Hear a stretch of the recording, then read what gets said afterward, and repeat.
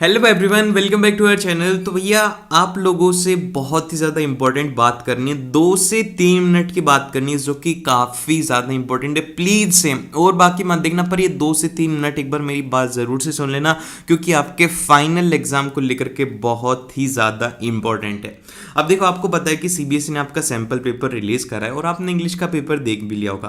तो इसी के रिगार्डिंग आपको कुछ मैं बताना चाहता हूँ पॉइंट्स। जैसे कि अगर मैं बात करूँ रीडिंग सेक्शन की, तो आप लोगों ने कैसे प्रैक्टिस कर रखी है रीडिंग सेक्शन की? आपने ऐसे प्रैक्टिस कर रखी है कि हमें यहाँ पर कोई भी क्वेश्चन मिलेगा, इस लाइन में से इस लाइन को क्या करना है, हमें कॉपी करके क्या कर देना है, पेस्ट कर देना है। तो सीबीएसई ने आपकी बार क्या करा है, पूरे के पूरे पेपर का पैटर्न ही बदल कर रख दिया है। आप जब इसके क्वेश्चंस देखोगे ना, आपको लगेगा कि यार ये क्वेश्चंस आ कहाँ से रहे, हमें तो कोई सॉल्व ही नहीं हो रहा। और ग्रामर जो है, ग्रामर को कंप्लीटली चेंज कर दिया। और जो सैम्पल पेपर है ना, सैम्पल पेपर का जो लेवल है ना, मैं एक बार देख करके मेरे को खुद को हो गया यार, ये कैसा पेपर बना दिया सीबीएसई ने। मतलब 10th वाले बच्चे हैं, ये बड़े छोटे छोटे बच्चे हैं, लेकिन सीबीएसई ने आपकी बार कोई भी रहम नहीं खाया। और सीबीएसई का जो पेपर है इस बार, वो थोड़ा एक तरीके से आप बोल सकते हो कि टिपिकल लेवल के ऊपर, और फाइनल पेपर भी वैसा ही आएगा। और हर बार से सीबीएसई अपने इंग्लिश के पेपर को लेकर के हर बार अपनी कंट्रोवर्सी में रहता है। जैसे कि पिछले साल जो था, पिछले साल सबसे टफ जो पेपर आया था वो आया था यहाँ पर आप लोगों के पास में इंग्लिश का। तो हो सकता है कि इस बार भी पेपर टफ आ जाए। अब आप बोलोगे कि भैया आप तो पहले ही डरा रहे हो, हमें ऐसे डरा रहे हो। देखो, मैं सच्चाई बता रहा हूँ कि जो पेपर है वो टफ है, तो आप लोगों को उसी अकॉर्डिंग इसके क्वेश्चंस चेंज कर दिए। देखो, आपको मैं एक बार दिखाता हूँ। क्या कभी आपने ऐसे क्वेश्चन देखे थे कि सिलेक्ट द करेक्ट ऑप्शन, जैसे कि the more incredible, the mountain, the greater the thrill. अब उसके बाद में आपको कहा गया कि इन ऑप्शन में से सिलेक्ट करो। तो अब ये कैसे करोगे आप? ये क्वेश्चन जो है ये कंपेरेटिबल क्वेश्चन, अब आपने तो ऐसे क्वेश्चन कभी देखे नहीं। इसी तरीके से आपको ग्रामर में क्वेश्चन देखने को मिलेंगे, तो वो हम सब डिस्कस करेंगे। तो अभी स्टार्ट करते हैं इसको डिस्कस करना। सबसे पहले तो देखते हैं कि यार इसका पेपर पैटर्न कैसा है। पेपर के अंदर 80 नंबर के क्वेश्चन रहेंगे, 3 घंटे का टाइम रहेगा, और आपके पास में 4 सेक्शन रहेंगे। सबसे पहला सेक्शन रहेगा रीडिंग सेक्शन, फिर इसके बाद में रहेगा ग्रामर सेक्शन, फिर इसके बाद में रहेगा राइटिंग, और फिर इसके बाद में रहेगा लिटरेचर। अब ये 4 सेक्शन है। अब इसमें से आप लोग फर्स्ट बताओ कि आप कौन सा अटेम्प्ट करते हो। कमेंट सेक्शन में बताना कि भैया हम है ना, जैसे कि सेक्शन ए मतलब रीडिंग वाला सेक्शन एग्जाम में जाकर के सबसे पहले अटेम्प्ट करते, बताओ कि कौन सा वाला सेक्शन अटेम्प्ट करते हो। जल्दी से कमेंट्स में बताओ, क्योंकि मैक्सिमम स्टूडेंट यहीं पर ही गलती कर देते हैं, उल्टा ऑर्डर फॉलो कर लेते हैं। देखो, मैं बताऊंगा हर एक चीज लॉजिक के साथ में। देखो, अब देखो, बहुत सारे बच्चे क्या होता है कि जाते ही उन्होंने पेपर खोला, पेपर खोलते उनको मिला रीडिंग सेक्शन। अब क्या करेंगे, रीडिंग सेक्शन को पूरा रीड करेंगे और फिर इसके क्वेश्चंस को देखेंगे, फिर उसको रीड करेंगे, फिर वापस से रीड करके। तो जब वो टाइम देखते हैं ना, इसमें वो देखते हैं कि यार हमारी 45 मिनट जा चुकी हैं और बस एक ही सेक्शन सॉल्व हुआ है, और 45 मिनट का टाइम ये ले चुका है। इतना टाइम ये लेता ही लेता है, रीडिंग सेक्शन है ये। और फिर भी उसके बाद में भी अगर कोई क्वेश्चन ना मिले तो हो सकता है कि 1 घंटा इसमें निकल जाएगा। जब 1 घंटा आपका इस रीडिंग सेक्शन के अंदर निकल गया, तो बचा हुआ भी तो पेपर है, तो बस 20 नंबर का है, अभी 60 नंबर का पेपर और बचा हुआ है, जिसके अंदर की ग्रामर रहेगी, राइटिंग रहेगी, फिर उसके बाद में लिटरेचर रहेगी। तो आपका ये पेपर करने का तरीका ही गलत है। तो आपको पेपर किस तरीके से करना है, पेपर को करने का तरीका चेंज करना। जैसे ये भी आपके पेपर हो रहे होंगे या फिर पेपर हो गए, तो आपको क्या करना है कि सबसे फर्स्ट आपको अटेम्प्ट करना है लिटरेचर को। देखो, मैं लॉजिक के साथ में बताऊंगा कि फर्स्ट लिटरेचर को अटेम्प्ट क्यों करना है। लिटरेचर को अटेम्प्ट इसलिए करना है क्योंकि आपको पता है कि यार लिटरेचर के अंदर क्वेश्चन है वो आपने बुक से क्वेश्चन आएंगे। इसमें क्या आएंगे, इसमें आएंगे बुक से क्वेश्चन, और आपको बस उनके आंसर लिखना है, उसमें फाइंड नहीं करना। लेकिन रीडिंग के अंदर क्या करना होता है, आपको पहले उन आंसर को ढूंढना होता है, फिर उसके बाद में लिखना होता है। तो यहाँ पर क्या होता है कि टाइम ज्यादा लगता है। तो सबसे पहले जब आप लिटरेचर कर लोगे तो आपके अंदर एक कॉन्फिडेंस आ जाएगा कि यार पहला सेक्शन मेरा लिटरेचर का हो गया। फिर उसके बाद में सेकंड सेक्शन आपको करना है राइटिंग का, क्योंकि राइटिंग के अंदर भी टाइम लगता है। तो ये हो गया सेकंड सेक्शन, और फिर इसके बाद में थर्ड सेक्शन ग्रामर। तो इनको करने के अंदर आपको पता है कितना टाइम लगेगा, वो लगेगा 1.5 आवर्स, या फिर 1 घंटा 30 मिनट का आपको इसमें टाइम लगेगा। और आपके पास में फिर 1.5 घंटा बचेगा, जिसमें आप रीडिंग आराम से बैठ करके सॉल्व कर सकते हो ना। एक तो आप उसके अंदर हड़बड़ाहट में फिर ये जो आ रहा है इनको भी गलत कर दोगे, और वो तो गलत होना ही है फिर। तो इसीलिए क्या करना है कि आपको अपने जो अटेम्प्ट करने का तरीका है उसको थोड़ा सा मॉडिफाई क्लासिफाई करो कि सबसे पहले लिटरेचर, फिर उसके बाद में राइटिंग, फिर उसके बाद में ग्रामर, और फिर उसके बाद में आपको रीडिंग। और इससे आपका बहुत ही ज़्यादा टाइम सेव होगा। और एक बार इसको ट्राई करके देखना और एक बार अपने वाले तरीके को ट्राई करके देखना, आपको अच्छे से डिफरेंस पता लग जाएगा। अब देखो, अब इसके अंदर आपको जो सेक्शन ए है, सेक्शन ए के अंदर आपको देखने को मिलेंगे 20 मार्क्स का ये सेक्शन रहेगा। इसके अंदर 10-10 नंबर के क्या रहेंगे, 2 अनसीन पैसेज रहेंगे। अब अनसीन पैसेज जैसे सालों से आते हुए हैं वैसा ही अनसीन पैसेज रहेगा। इसके अंदर 4-5 पैराग्राफ होंगे और फिर इससे रिलेटेड जो क्वेश्चन है उनमें बदलाव कर दिया।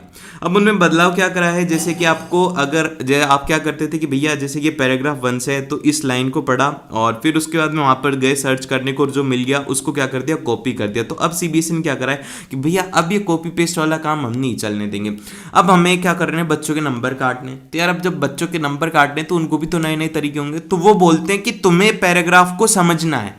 कंसेप्चुअल बेस्ड क्वेश्चन उन्होंने ज्यादा डाल दी। जैसे कि मैंने अभी भी आपको एग्जांपल दिया था, ये वाला क्वेश्चन है, इसके अंदर क्या हो गया कि ये कंपैरेटिबल क्वेश्चन है कि आपको कंपेयर करना है कि the more incredible the greater the thrill, मतलब कि the more you study you will get the more marks. तो इस तरीके से आपको क्या करना होगा कि आपको इसको इसके साथ में कंपेयर करना है और इस क्वेश्चन को सॉल्व करने में 2 से 3 मिनट का टाइम वहां पर लगेगा क्योंकि टाइम कंज्यूमिंग क्वेश्चन रहेंगे। और फिर से बोल रहा हूं कि रीडिंग सेक्शन के क्वेश्चंस के लिए आपको सैंपल पेपर को सॉल्व करना बहुत ही ज्यादा जरूरी है। नए जो सैंपल पेपर आ रहे हैं उनको सॉल्व करना, पुराने वाले सैंपल पेपर में वही पुराने वाले क्वेश्चंस थे लेकिन नए वाले सैंपल के अंदर नई तरीके के क्वेश्चंस हैं। और फिर इसके बाद में इसमें तो क्वेश्चंस तो वैसे रहेंगे और इसको आप एक बार पढ़ करके सॉल्व कर सकते हो। लेकिन जो ग्रामर है, ग्रामर के अंदर थोड़ा और ट्विस्ट है। ग्रामर एक बार देखते हैं हम लोग। तो ग्रामर यहां से स्टार्ट करते हैं। देखो अभी इसके अंदर ये जो क्वेश्चन है ये है आप लोगों के पास में ग्राफ वाला क्वेश्चन। और ग्राफ वाला क्वेश्चन देखते बच्चों को डर लग रहा है लेकिन ये क्या है, ये बहुत ही ज्यादा एक ईजी क्वेश्चन है। ये हम सॉल्व करेंगे लेकिन पहले हम करेंगे क्या, ग्रामर सेक्शन, क्योंकि ग्रामर जो है वो थोड़ी इंपॉर्टेंट है और ग्रामर के अंदर आप आसानी से स्कोर कर सकते हो। तो देखो सेक्शन ए रहेगा, मतलब सेक्शन बी जो है वो रहने वाला है ग्रामर का और इसके अंदर आपके पास में रहेंगे 10 नंबर का। और इस 10 नंबर को ही सॉल्व करने में आप देखना कि हमें कितना टाइम लग जाएगा क्योंकि हम इसे समझेंगे। देखो अब सबसे फर्स्ट क्वेश्चन आता है कि आपको कोई से भी 10 क्वेश्चन अटेम्प्ट करने हैं। आपके पास में चॉइस है, जो नहीं आया उसको छोड़ करके 10 कर लेना है, कोई से भी, पहले दूसरे तीसरे कोई से भी कर लेना, ठीक है। और इसके अंदर कहा गया कि fill in the blanks by choosing the correct option to complete an online update. अब देखो मेरी बात यहाँ पर ध्यान से सुनना कि ये 10 क्वेश्चन है ना, तो बच्चे क्या करेंगे कि पूरे के पूरे 100% सॉल्व करके आ जाएंगे और उनको लगेगा कि यार हमने 100% सॉल्व कर दिया। अगर कोई गलत होगा तो टीचर क्या करेगा कि 10 को कंसिडर कर लेगा और गलत वाले को छोड़ देगा। लेकिन नहीं, ऐसे केस के अंदर क्या होगा कि जो टीचर है वो फर्स्ट 10 को लेगा। अगर आप मान लो कि 11 कर रहे हो तो आपका 11th वाला अगर सही है तो भी वो 10 को लेगा, चाहे से 10 में गलत है तो आपको क्या करना है, गिनती के 10 ही करने हैं। ज्यादा क्यों करनी है मेहनत, जितना कहा गया उतना ही काम करना है। अब देखो अब यहाँ पर इसके अंदर जैसे कि आपको ऑनलाइन अपडेट के बारे में कहा गया है, इसको कंप्लीट करना है। The climate control comment an activist on a social media yesterday. अब यहाँ पर देखो बात करी गई है यस्टरडे। अब जैसे यस्टरडे आ गया तो यहाँ पर किसकी बात करी जा रही है, वो करी जा रही है पास्ट की। तो जब कभी भी पास्ट की बात करी जाएगी तो यहाँ पर पास्ट टेंस के अंदर है, तो पास्ट के साथ में वर्ब कौन सी होती है भैया, इसके साथ में वर्ब की जो फॉर्म होती है वो होती है आपके पास में सेकंड फॉर्म। अब यहाँ पर देखो ऑप्शन में क्या दिया हुआ, यहाँ पर दिया हुआ blow up, blew up, is blown, will be blown. तो यहां पर जब आप इन ऑप्शन को देख रहे हो तो यहां पे सबसे पहला जो ऑप्शन है ये किस में गिवन है आपको, ये दिया हुआ है आपको प्रेजेंट में। प्रेजेंट के अंदर तो हो नहीं सकता क्योंकि हमारे तो यहाँ पर पास्ट के अंदर बात करी जा रही है। फिर इसके बाद में ब्लू अप, हाँ ये एकदम से करेक्ट, ये पास्ट के अंदर हो जाएगा क्योंकि ये सेकंड फॉर्म है तो ये एकदम से करेक्ट ऑप्शन होंगे। इसका बी ऑप्शन करेक्ट हो गया और इस ब्लोन नहीं होगा। और फिर इसके बाद में विल बी ब्लोन क्या हो जाएगा, ये हो जाएगा फ्यूचर में। तो इस वजह से इसका करेक्ट आंसर रहेगा बी ऑप्शन, एकदम से करेक्ट है। देन फिर इसके बाद में चलते हैं हम क्वेश्चन नंबर 2 के अंदर, जिसके अंदर की आप लोगों को देखने को मिलेगा यहाँ पर रिपोर्टेड स्पीच में। अब रिपोर्टेड स्पीच जो है ये क्या करते थे हम लोग, बहुत ही सिंपल सा सॉल्व करते थे, 1-2 क्वेश्चन सॉल्व करके खुश हो जाते थे। लेकिन सीबीएसई हमें खुश देख के ना बहुत ज़्यादा परेशान हो जाता है। वो सोचते हैं क्या रहे इनकी खुशी कैसे खराब करूं, तो पेपर टफ बना देंगे, पेपर टफ बना देंगे तो उसमें कुछ नए क्वेश्चंस डाल देंगे। तो उसी के साथ में मतलब अब ये तो चलो ठीक है, ये और काम कर लेना, एसएसटी का भी देख लेना सैंपल पेपर, साइंस का भी सैंपल पेपर देख लेना और मैथ्स का भी सैंपल पेपर एक बार देख लेना। सभी के सैंपल पेपर मैंने सॉल्व करवा दिए, बट जाकर के जरूर से देख लेना, ठीक है। अब अगर बात करें कि इसके अंदर क्या कहा गया है, भैया डॉक्टर है और उसके पास में पेशेंट क्या है। अब डॉक्टर ने कहा गया है कि do you feel down from the time to time mister Gopalan. Gopalan से पूछा गया और गोपालन ने रिप्लाई दिया, yes I don't stay in a good mood. उसका कहना ये है कि मैं गुड मूड में नहीं रहता, मतलब मेरा मूड अच्छा नहीं रहता। जैसे कि सीबीएसई का है, सीबीएसई का कभी मूड अच्छा नहीं रहता, पेपर टफ कर देता है, एग्जाम डिले कर देता है, कुछ भी कर रहा है, मतलब सीबीएसई का मूड अच्छा नहीं है।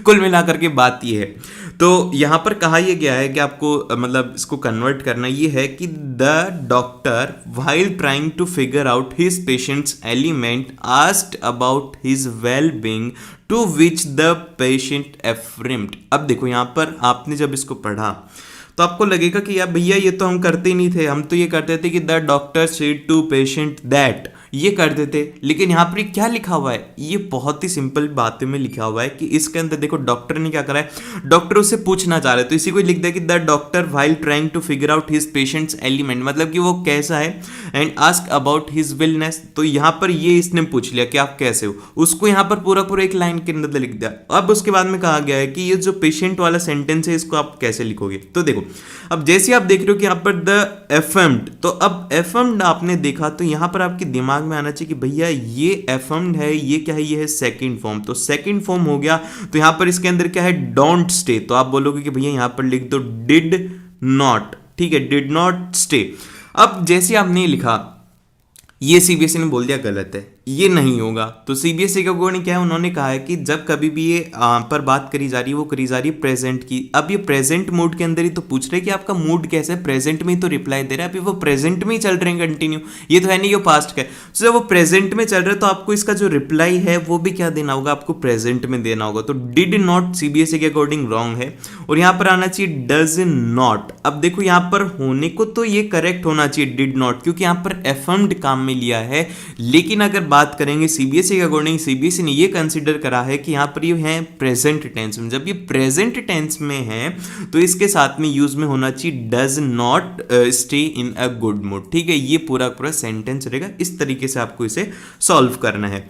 देन फिर इसके बाद में चलते हैं हम क्वेश्चन नंबर 3 में, जिसके अंदर की कहा गया है कि select the correct option to fill in the blank. आपको इसको फिल करना है। यहाँ पर ये जो क्वेश्चन देखने को मिलेगा, ये देखने को मिलेगा आपको मॉडल्स से, ठीक है, मॉडल और प्लस इसमें टेंस थोड़ा थोड़ा काम में लिया जाएगा। तो अब इसको देखते हैं इसको कैसे करेंगे। तो यहाँ पर ये स्टेटमेंट स्टार्ट होता है कि द एडवर्टीजमेंट रीड इफ। अब देखो यहाँ पर इफ आ गया, तो अब इफ से अगर कोई भी सेंटेंस स्टार्ट होता है तो वो जो सेंटेंस होता है वो होता है कंडीशनल। क्या होता है, ये होता है कंडीशनल सेंटेंस होता है। अब जब ये कंडीशनल सेंटेंस होता है ना तो इसके साथ में कुछ कुछ चीजें आती हैं। अब जब कभी भी कंडीशनल सेंटेंस देखो, जैसे कि जो इफ से स्टार्ट हो रहा है, तो वहां पर आपको क्या करना है, उसकी जो स्टार्टिंग है वो फॉर्मेट ये रहता है कि सबसे पहले उसके अंदर आता है सब्जेक्ट, ये नोट डाउन कर लेना। फिर उसके साथ में आती है यहाँ पर वर्ब, और फिर उसके साथ में यहाँ पर आ जाता है ऑब्जेक्ट। ऑब्जेक्ट एक बार लिख देता हूँ मैं, ओबी लिख देता हूँ। और फिर उसके साथ में यहाँ पर आ जाती है उसका फ्यूचर सिंपल टेंस के साथ में जो अगले वाला सेंटेंस होता है वो ये होता है, ठीक है। ये इसका फॉर्मेट रहता है। अब इसके अंदर लिखा गया है कि if you smoke statistically your story. अब इसके बाद में यहाँ पर आता है कि and up 15% before it should be. तो यहाँ पर बात करी जा रही है फ्यूचर की। याद रखो कि यहाँ पर ये फ्यूचर में जाएगा। तो अब जब ये फ्यूचर के अंदर जाएगा तो इनमें से फ्यूचर में कौन सा जा सकता है भैया, मस्ट जाएगा, शुड जाएगा, विल आएगा, ओट आएगा। तो आपको सीधा सा आना चाहिए कि भैया फ्यूचर की बात करी जा रही तो विल आएगा, विल हो गया इसका करेक्ट आंसर। तो इसके अंदर टेंस को यूज करके हमने जल्दी से फिगर आउट कर लिया कि क्या होने वाला है। और फिर इसके बाद में हमारे पास में आता है क्वेश्चन नंबर 4, जिसके अंदर की कहा गया है कि आपको एरर और करेक्शन है। अब देखो कितनी ज्यादा मेहनत कर रहे हैं सीबीएसई ये भी कह रहा है कि तुम मत निकालो, तुम चिल बैठे रहो, हम निकाल के दे देते हैं और इनमें से तुम्हें सिलेक्ट करना है कि कौन से वाला होगा। तो पहले क्या होता था, पहले बड़ा अच्छा था कि यार एक पैराग्राफ आता था, उसके अंदर से हम मस्त आराम से उसको सॉल्व करते थे और फिर उसका हमारा आंसर आ जाता था। लेकिन अब हमारी खुशी बर्दाश्त कहाँ होती है किसी को, तो लग गई नजर। तो वो नजर ये लगी, उन्होंने कह दिया कि चलो भैया इसमें से निकालो कि last week a child was not allowed to board the plane at the Ranchi airport. ठीक है, अब ये बात है, एक स्टेटमेंट है सीधा सा। अब इसमें से निकालना है इनकरेक्ट क्या है। सबसे पहले में दी गया है एरर, चाइल्ड को चिल्ड्रन कर दे, एकदम से गलत है, इसका कोई मीन से नहीं निकलता। लास्ट और प्रीवियस एक ही बात है। और फिर इसके बाद यहाँ पर एट और इन, ये भी एकदम से सही बात है। तो सबसे पहले ये फिगर आउट करने की कोशिश करो कि रॉन्ग कौन सा है। अब जब आपने सारे के सारे रॉन्ग को फिगर आउट कर लिया तो यहाँ पर बचते हैं बस एक ही करेक्ट, वो है यहाँ पर द और ए। ठीक है, ये हो गया द और ए, मतलब द ये वाला, ये वाला द प्लेन की जगह पर आप ए प्लेन कर सकते हो, एकदम से सही बात है, आपकी जो मर्जी वो करो ना। ये द इसके साथ में नहीं काम में लिया जाएगा और यहाँ पे ए हम काम में ले सकते हैं। तो ये हो गया इसका एरर करेक्शन, इसका सी ऑप्शन हो गया करेक्ट। ठीक है, मैं समझ पा रहा हूं कि तुम्हें फील नहीं आ रही, क्योंकि क्वेश्चंस पूरे चेंज हो गए हैं और क्वेश्चंस का लेवल भी चेंज हो गया है। तो आपको क्या करना होगा, भी ये प्रैक्टिस करनी होगी ऐसे क्वेश्चंस की। और इसकी मैं सच बता रहा हूँ कि आपको थोड़ी आदत डल जाएगी जब आप ऐसे क्वेश्चंस करोगे।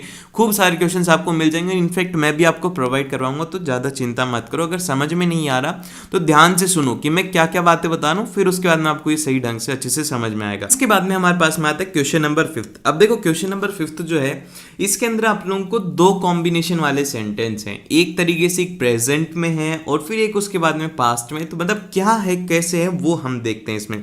जैसे कि इसके अंदर कहा गया कि as I was standing on the dock. अब जैसे कि आपको जहां कहीं पर भी एज दिखे, एज दिख रहा है, या फिर आपको वाइल दिख रहा है, या फिर आपको उसी के साथ में व्हेन दिख रहा है, जब कभी भी इससे सेंटेंस स्टार्ट होता है तो यहां पर इसका मतलब ये होता है कि इसके अंदर एक से ज्यादा कॉम्बिनेशन होगा।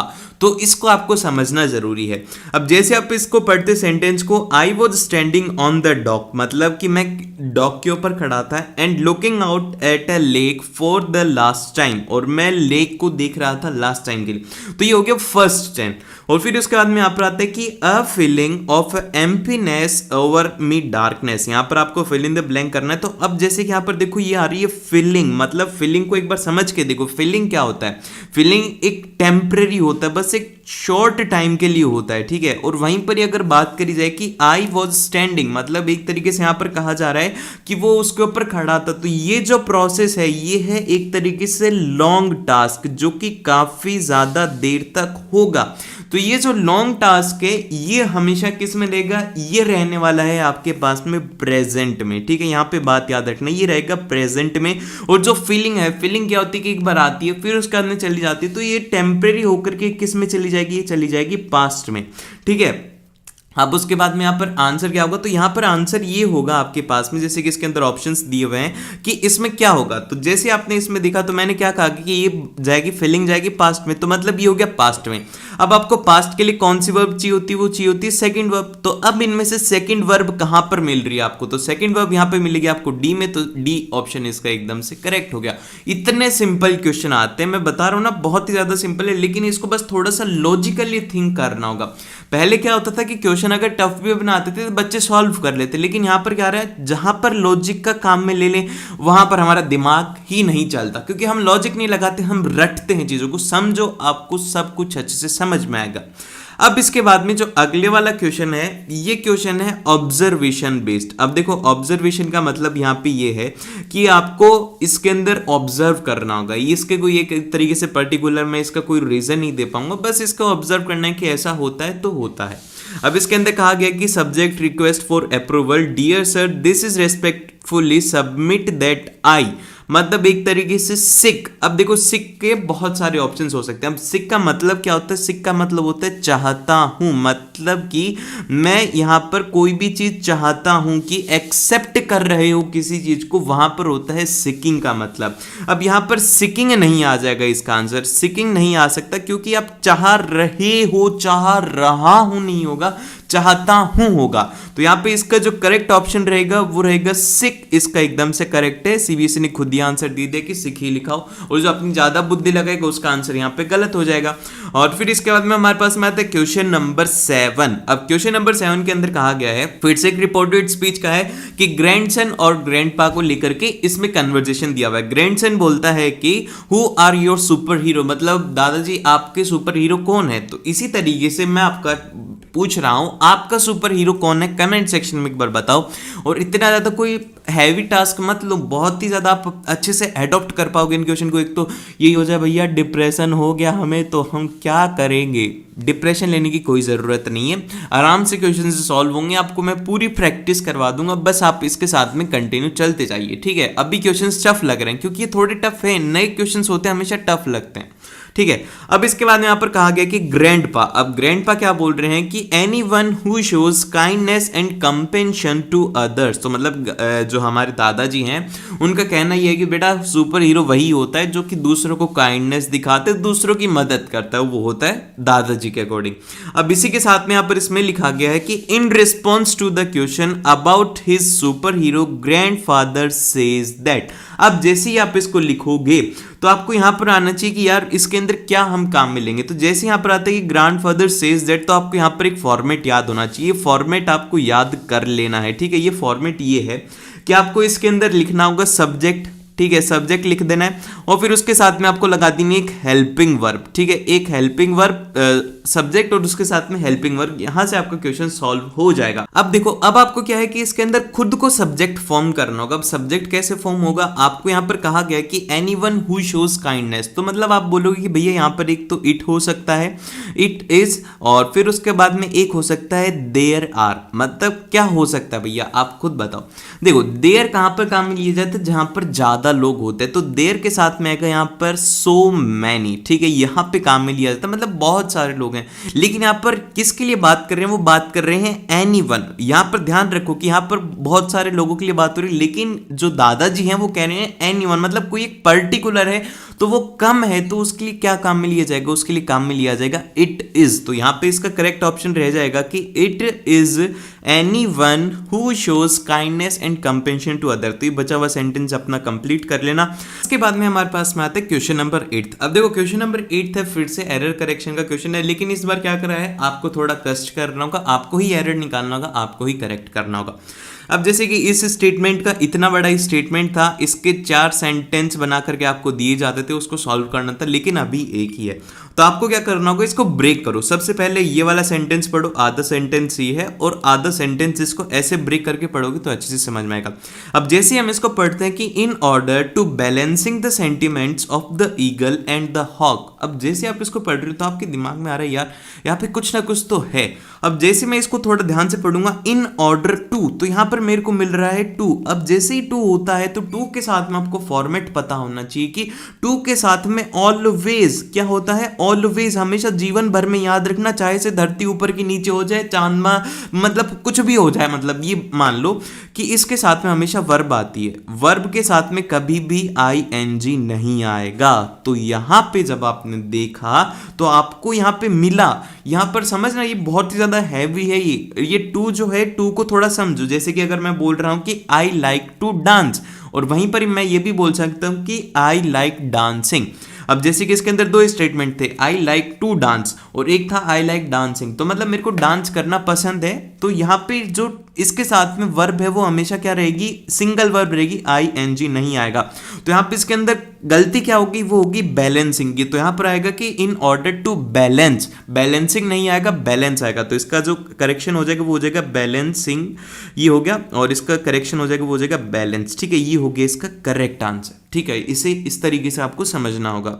देन फिर इसके बाद में चलते हैं क्वेश्चन नंबर 9 के अंदर, जिसके अंदर की कहा गया कि Sunil shared some information with Tariq about a holiday at a sea, report Tariq's question. आपको इसको रिपोर्टेड स्पीच में कन्वर्ट करना है। तो अब जैसे आप इसको कन्वर्ट करेंगे तो आप क्या बोलोगे कि तारिक सेड टू, तारिक ने क्या करा, तारिक सेड टू साहिल, ये करोगे ना, हाँ या ना, जल्दी से बताओ कि तारिक सेड टू किसको कहा है उसने, सुहिल या फिर सुनील है, यार मैं सुहिल बोल रहा हूँ, हाँ, सेड टू सुनील, ठीक है। ये करोगे या नहीं करोगे, जल्दी से बताओ कि यस और नो, जल्दी बताओ कि यस और नो। फास्टली इसका आंसर चाहिए मेरे को कमेंट सेक्शन में कि भैया 9th वाले के अंदर हम ये करेंगे या नहीं करेंगे। अब जो बोल रहे हैं कि भैया ये करेंगे, उनका ये क्वेश्चन गलत हो जाएगा। अब करना क्या, यहाँ पे ध्यान से देखो ना, इसके अंदर कहा गया है कि उसने क्या बोला है, उसके साथ में कोई इंफॉर्मेशन शेयर करे, और यहाँ पर ही लिखा हुआ है कि did you enjoy travelling the sea. तो यहाँ पर ये क्या है, ये है क्वेश्चन। तो यहाँ पर सेड टू नहीं आएगा, यहाँ पर आएगा कि जो हमारा तारिक है, तारिक आस्क्ड, क्या करा है उसने, Tariq asked to Sunil that. अब ये यहां तक ये वाला एकदम से सही रहेगा, Tariq asked to Sunil that. अब उसके बाद में यहाँ पर आपको एक छोटा सा चीट कोड देता हूं मैं, वो चीट कोड ये है, इस चीट कोड को नोट कर लेना एग्जाम के अंदर, ये एग्जाम में बहुत ज्यादा हेल्प करेगा। चीट कोड में ये है कि जब कभी भी अगर आपको कोई भी क्वेश्चन मिलता है जिसके अंदर की डिड है, तो डिड के साथ में आपको आंख बंद करके क्या करना है, डिड को आपको कन्वर्ट कर देना है हेड के साथ में, डी को हेड में कन्वर्ट कर देना और उसके साथ में थर्ड फॉर्म लगा देनी है। ठीक है, ये है भैया काम की बात। डिड के साथ में डिड को कन्वर्ट कर देना है हेड और उसके साथ में थर्ड फॉर्म लगा करके उसका काम खत्म कर देना है। तो अभी वही यहां पर करा गया। तो यहां पर Tariq asked to Sunil that he, यहां पर यू को किस में कन्वर्ट कर देना, वो कर देना है ही, और फिर उसके बाद में यहां पर कर देना है he had enjoyed travelling by sea, और यहां पर क्वेश्चन मार्क नहीं लगाना है।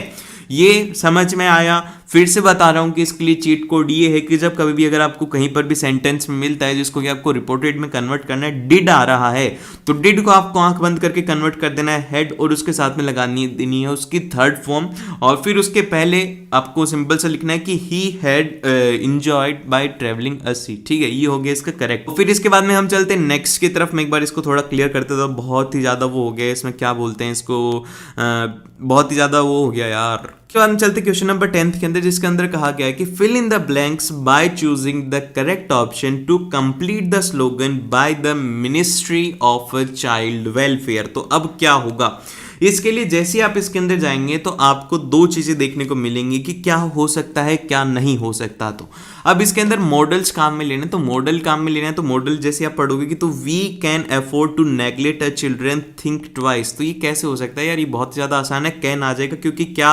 हम अफोर्ड कर सकते हैं, कैन वी अफोर्ड, तो यहाँ पे और तो इसके अलावा कुछ हो नहीं सकता, तो सी ऑप्शन इसका करेक्ट हो गया। सबसे ज्यादा इजी क्वेश्चन था 10th वाला।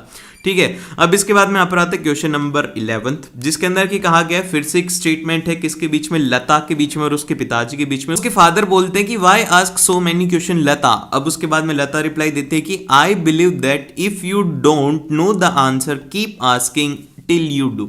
मतलब उसका कहने का मतलब ये है कि बेटा तुम इतने क्वेश्चन क्यों पूछते हो, मुझे आंसर नहीं आते। तो बेटी बोलती है कि पापा देखो सीधी सी अपनी फिलॉसफी के, अपने को जब तक समझ में नहीं आता अपन पूछते हैं।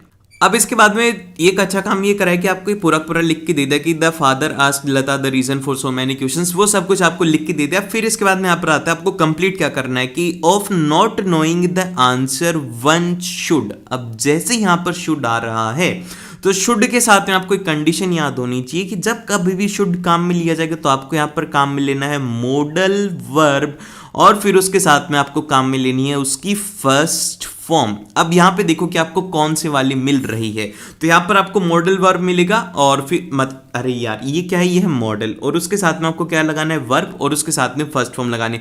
तो अब जल्दी से इसका आंसर बताओ कमेंट सेक्शन के अंदर कि इसका आंसर क्या रहने वाला है। जल्दी जल्दी जल्दी इसका आंसर बताइए। तो अब जैसे आप इसका क्वेश्चन देखेंगे तो आपको यहाँ पर आंसर मिलना चाहिए कि cap asking till one does. तो ये हो गया इसका करेक्ट ऑप्शन, ये ऑप्शन इसका एकदम से करेक्ट हो गया है।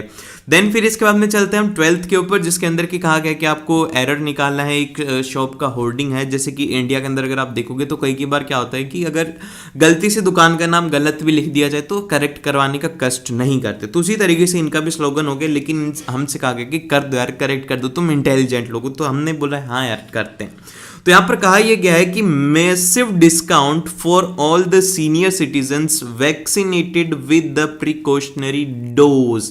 अब जैसे कि यहां पर एरर जब आएगा तो एरर के अंदर जब बात करी जा रही है तो यहां पर आपको ध्यान देना, यहां पे बात करा गया है all the senior citizens vaccinated. तो ये जो सेंटेंस है यहां पर है इसमें एरर। अब ये एरर क्यों है, अब जैसे कि ऑल कहां पर काम में लिया जाता है, ऑल काम में लिया जाता है पूरे ग्रुप के लिए, मतलब सभी लोग, लेकिन यहां पर बात करी गई है सिर्फ और सिर्फ वैक्सीनेटेड की। जब कभी भी एक पर्टिकुलर एक ग्रुप की काम में लिया जाए, मतलब कि एक पर्टिकुलर एक ग्रुप का काम में लिया जा रहा है कि मतलब ओनली इंटेलिजेंट स्टूडेंट ईच, मतलब एक तरीके से आप ये बोल सकते हो कि ईच वैक्सीनेटेड या फिर ईच लिटरेट। तो यहां पर क्या होगा कि एक पर्टिकुलर आपने सेगमेंट चूज कर लिया, तो उसके लिए क्या काम में लिया जाता है, उसके लिए काम में लेते हैं हम ईच।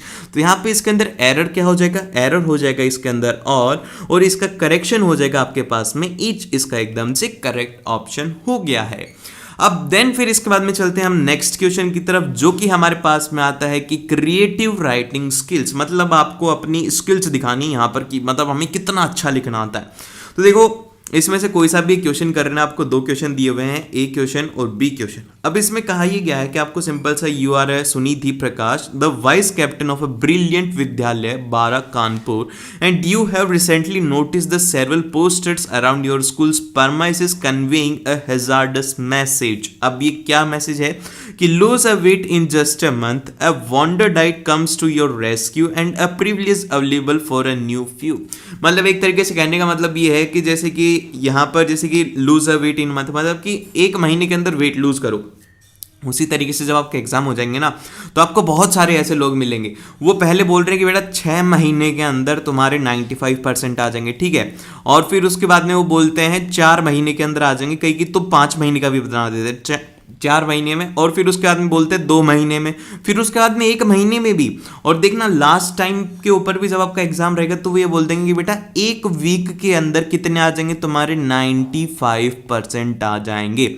तो उसी तरीके से इसमें हो रहा है।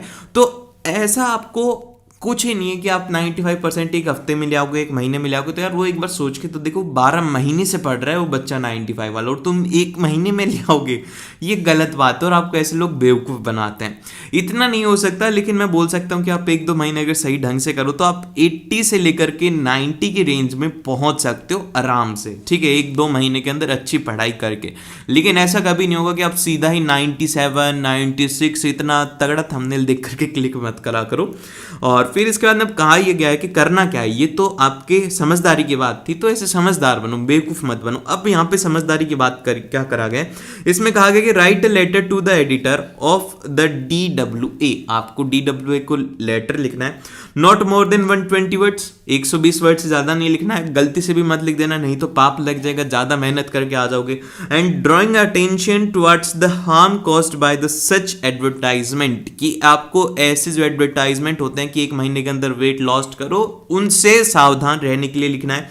And the purpose that the implementation of a wholesome lunch month in a school as the idea to address such practices and mention the advantage and share the suggestion to the foster healthy eating routines and develop the positive body image among the youngster. तो भैया आपका काम यहाँ पर ये है कि सबसे पहले तो यहाँ पर लाओ लोगों को कि खाना खाना ज़रूरी है, खाना मत छोड़ो। और उसी के साथ में आपको करना है कि यार क्या क्या एडवांटेज होते हैं, जैसे कि आपको एक अच्छी हेल्थी लाइफ लाइन, मतलब एक तरीके से लाइफस्टाइल मेंटेन करने का आपका रूटीन चेंज होना चाहिए, पॉजिटिव इमेज डेवलप करनी है आपको, अब उसके बारे में लिखना है। तो देखो इसका सॉल्यूशन दिया है, हम सीधा सॉल्यूशन पढ़ते हैं, आपको उससे ज़्यादा समझ में आएगा, उसके फॉर्मेट से आप ज़्यादा समझ पाओगे। देखो जो आपकी मार्किंग स्कीम रहती है लेटर की, वो किस तरीके से रहती है। लेटर की मार्किंग स्कीम इस तरीके से रहती है कि आपको फॉर्मेट का 1 नंबर दिया जाएगा पूरे सम्मान के साथ में, कंटेंट के आपको 2 नंबर दिए जाते हैं कि आप उसमें क्या लिख रहे हो, और फिर उसके बाद में ऑर्गेनाइजेशन ऑफ आइडिया की, मतलब आप किस तरीके के आइडिया लिखते हो। फिर उसके बाद में एक नंबर एक्यूरेसी का होता है जो कि काट लिया जाएगा और दिया नहीं जाता, कभी भी नहीं दिया जाएगा। एक्यूरेसी का नंबर काट लेंगे वो, जैसे कि आपकी स्पेलिंग मिस्टेक्स होगी, ग्रामेटिकल मिस्टेक होगी, उसके लिए वो नंबर काट लेते, देते नहीं है। तो अब देखो यहाँ पर बात करी गई है फॉर्मेट का 1 नंबर किस किस बात का होगा। देखना ये इतने सारी चीजें लिखने के बाद में 1 नंबर देते हैं, समझ लो कितना स्ट्रगल 1 नंबर का। तो यहाँ पर फॉर्मेट में कहा गया है कि सबसे पहले आपको सेंटर एड्रेस लिखना होगा, डेट, रिसीवर्स एड्रेस, सब्जेक्ट हो गया, सैल्यूटेशन हो गया, और फिर उसके बाद में आपको सब्जेक्ट लेटर और कॉम्प्लीमेंट्री क्लोज भी आपको लिखना है। योर्स ट्रूली एडिटर हो गया, योर्स ट्रूली, या फिर मतलब योर्स सिंसियरली, फॉर्मल बिजनेस, आपको ये सब लिखने पर 1 नंबर मिलेगा। और फिर इसके बाद में आप इसका देखो आइडिया आप मत देखो, आप तो इसका सीधा फॉर्मेट देखो। क्वेश्चन नंबर 1 था हमारा, इसको सॉल्व करा हुआ है, देखो। अब इसके अंदर सबसे पहले क्या दिया गया, ये दिया गया कि भैया सेंडर का एड्रेस, मतलब कि कौन सेंड करने वाला है। सेंड करने वाला तो हमारा यही था ना यार, राइट अ लेटर, कहाँ पर हमें क्या बनाया था, सुनिधि प्रकाश बनाया था, ठीक है। तो हमने क्या लिखा, हमारे ब्रिलियंट विद्यालय 12 कानपुर, ये हमने हमारा एड्रेस लिख दिया। फिर इसके बाद में डेट लिखी। डेट लिखने का फॉर्मेट देखो, डेट ऐसे नहीं लिखी जाती, date is equal to this, ये वाला फॉर्मेट गलत होता है। डेट का फॉर्मेट होता है सिंपल सा, आपको लिखना है 29 अगस्त 2022। और फिर इसके बाद में यहाँ पर आता है कि द एडिटर द DWA, आप एडिटर को लिख रहे हैं, न्यूज़पेपर का नाम आ गया, फिर उसका एड्रेस आ गया, जो कि कोई भी एक तरीके से आप लोगों ने अपने मन से बनाया, और कानपुर आपने लिख दिया क्योंकि कानपुर ही आपका एड्रेस गिवन है।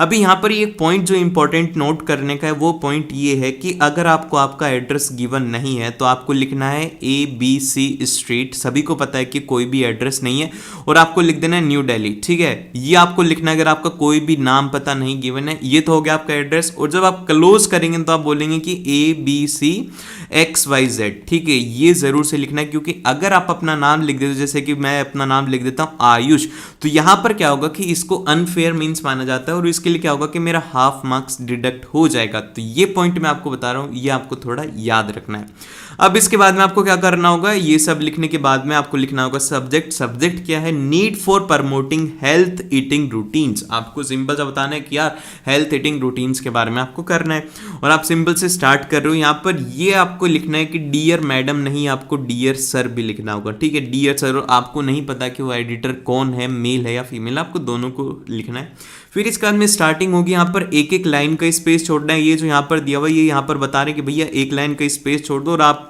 छोड़ देना।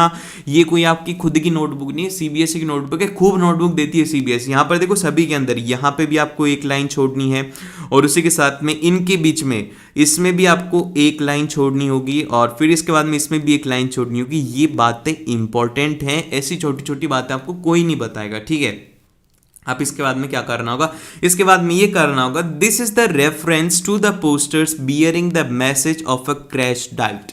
मतलब कि इनका मतलब ये है कि आप ये बोल रहे हो कि this is the reference to the poster. आप कभी भी ये नहीं बोलोगे कि मैं आपको ये करना चाहता हूँ या फिर आपसे काम करवाना चाहता हूँ, ऐसा नहीं बोलना। आपको उनसे रिक्वेस्ट करनी है, यार एडिटर हैं वो कोई ऐसा थोड़ी है कि उनका खुद का ही काम है, वो खुद का काम नहीं है उनका तो बस ये है कि पब्लिक का अटेंशन उस तरफ ड्रॉ करेंगे, और उसी के साथ में जो उसके एडमिनिस्ट्रेशन है उसका अटेंशन ड्रॉ करेंगे। अब इसके बाद में यहाँ पर आता है कि being posted around our school premises such poster impact the youngsters negative and can be hazardous for their self esteem. तो मतलब इनके कहने का ये है कि अगर ऐसे पोस्टर देखते हैं तो हमारे जो यंगस्टर्स हैं प्यारे प्यारे, उनका दिमाग खराब हो जाता है, उनके लिए खतरा हो सकता है ऐसे पोस्टर्स। तो अब क्या क्या हो सकता है, जैसे कि इसके अंदर पूरा पूरा आपने पर्पस बताया कि I would like to propose the idea of implementing wholesome lunch month. मतलब होलसम लंच का मतलब ये रहेगा कि आपका पूरा पूरा अच्छा लंच वाला मंथ, आप हर महीने के महीने लंच लेके आई। And for the all the school student, जितने भी स्कूल स्टूडेंट है उसके लिए बात करेंगे, counter the implementation of a such misleading advertisement and this intensive मतलब incentive and this intensive is sure to encourage all the students to bring the nutritious and the healthy lunch daily and develop a healthy eating routines। तो मतलब कहने का ये है कि बच्चों के अंदर एक ऐसी आदत डालें कि जिससे कि वो अपना खाना डेली लाएं, और उसी के साथ में हेल्थी ईटिंग जो रूटीन्स है वो उनका डेवलप हो जाए। And to ensure this project gain strength, school में organises the puppet shows, street plays, TED talks by the nutritionist and psychologist, emphasizes the theme to foster the healthy eating routines and a positive body image। अब देखो जो question में दिया गया था उसी के साथ में बात करेगी कि सबसे पहले तो ये बता दिया कि मैं आपका आइडिया इसकी तरफ लाना चाहती हूँ होलसम लंच की तरफ। अब उसके बाद में बताया गया कि इसके अंदर क्या होगा, इसके अंदर ये होगा कि हमारे जो बच्चे हैं वो हर दिन अच्छा न्यूट्रिशियस और हेल्दी लंच लाएंगे, जिससे कि उनकी हेल्दी खाने की रूटीन हो। फिर उसके बाद में एक और चीज कर दिया कि इस प्रोजेक्ट को और अच्छा करने के लिए हम ये कर सकते हैं कि पपेट शो करवा सकते हैं, स्ट्रीट प्ले करवा सकते हैं, टेड टॉक्स करवा सकते हैं, जिससे कि क्या होगा कि बच्चों के अंदर हेल्दी खाने को लेकर के एक तरीके से अच्छी फीलिंग आएगी या फिर एक अच्छा जागरूकता होगा। मैं कई बार ऐसे वर्ड्स बोल देता हूं ताकि आपको उससे समझ में, और आप सोचते हैं कि भैया कोई अच्छे वर्ड बोल देने आते हैं, अगर मैं हैवी वर्ड्स काम में लूंगा तो आपको वो समझ में नहीं आएगा, और मैं नहीं चाहता कि यार तुमने समझो नहीं। ठीक है, तो यहाँ पर इसीलिए मैं क्या होता है कि बहुत ही ज्यादा सिंपल लैंग्वेज के अंदर आपको समझाने की कोशिश करता हूं। और फिर इसके बाद में यहाँ पर कहा गया कि I hope that publishing my letter in the column of your renewed onion helps spread awareness and promotes a healthy lifestyle among the students. फिर इसके बाद में योर्स ट्रूली, फिर इसके बाद में आपका नाम, और फिर इसके बाद में आपकी जो पोस्ट दी हुई है वो। इसके बाद में देखो इसी तरीके से आपको सेकंड वाले क्वेश्चन के अंदर भी चॉइस दी जाएगी, वो ही आप लोगों का जो news to letter to editor वाला ही फॉर्मेट रहेगा कि आपको सबसे पहले सेंडर एड्रेस, फिर उसके बाद में डेट, फिर उसके बाद में रिसीवर्स का एड्रेस, और फिर उसके बाद में सब्जेक्ट लिख करके आपको ये पूरा का पूरा लिख देना है। इसको पूरा रीड कर लेना, वही फॉर्मेट है जो हमने उसमें करा था। जितने ज्यादा ऐसे सैंपल पेपर को रीड करोगे और उसके साथ में प्रैक्टिस करोगे, उतनी ही ज्यादा आपकी प्रैक्टिस होती जाएगी। हाँ, तो बस आज की वीडियो में इतना ही था, और आपको साइंस के, मैथ्स के और एसएसटी के भी सैंपल पेपर एक बार देख लेने चाहिए ताकि आपको पता लग जाए कैसे क्वेश्चंस आते हैं। And bye bye, take care, and मिलते हैं आप लोगों से नेक्स्ट वीडियो में।